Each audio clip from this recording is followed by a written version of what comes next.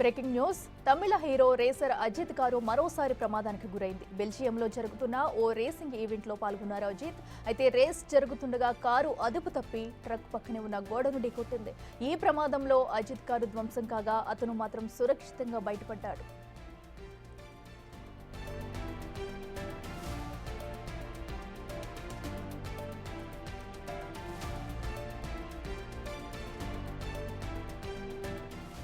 ఇప్పుడే కాదు, గతంలో కూడా అజిత్ పలుసార్లు ప్రమాదానికి గురయ్యారు. అయితే ప్రతిసారి ఆయన సురక్షితంగా బయటపడ్డాడు.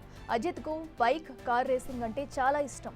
అందుకే సినిమాలో ఫేమస్ అయినా ఆ పిచ్చిని మాత్రం వదులుకోలేదు. అప్పుడప్పుడు తన టాలెంట్ ను చూపిస్తూనే ఉంటాడు. కానీ ఇలా మెయిన్ రేస్ లో పాల్గొనడం మాత్రం 13 ఏళ్ల తర్వాత మొదలుపెట్టారు.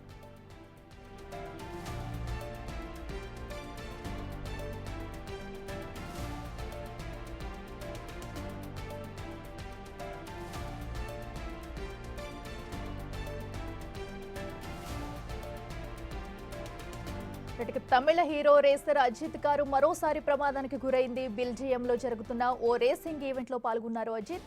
అయితే రేస్ జరుగుతుండగా కారు అదుపు తప్పి ట్రాక్ పక్కనే ఉన్న గోడను ఢీకొట్టింది. దీంతో ఈ ప్రమాదంలో అజిత్ కారు ధ్వంసం కాగా అతను మాత్రం సురక్షితంగా బయటపడ్డాడు.